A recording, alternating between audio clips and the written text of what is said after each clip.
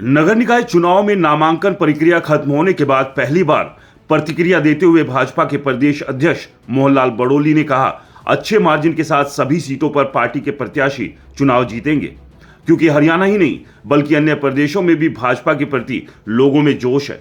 भाजपा नेता के घर पहुंचे के कार्यक्रम में पत्रकारों से बातचीत में पूछे सवाल पर कि कैबिनेट मंत्री अनिल विज की भेजी चिट्ठी में क्या जवाब लिखा था, प्रदेश अध्यक्ष ने मुस्कुराते हुए कहा कि इस विषय पर केंद्रीय नेतृत्व किसी भी स्तर पर कोई फैसला लेगा। जब मोहनलाल बड़ोली से पूछा गया कि चिट्ठी पढ़ी या नहीं, तो उन्होंने कहा कि उन्होंने उसे पढ़ा है, लेकिन मीडिया में इसे सार्वजनिक नहीं किया जा सकता। महाराष्ट्र और दिल्ली के चुनाव में भी हरियाणा की जीत का असर दिखाई देगा।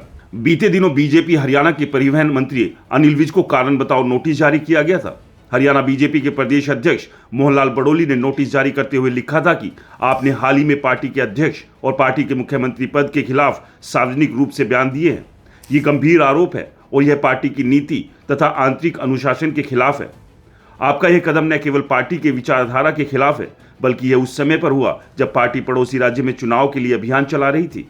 चुनाव के समय में एक सम्मानित मंत्री पद पर रहने वाले व्यक्ति को इस तरह की बयानबाजी नहीं करनी चाहिए थी, क्योंकि इससे पार्टी की छवि को नुकसान हुआ। इस सब के बाद ही हरियाणा बीजेपी में विवाद बढ़ गया था।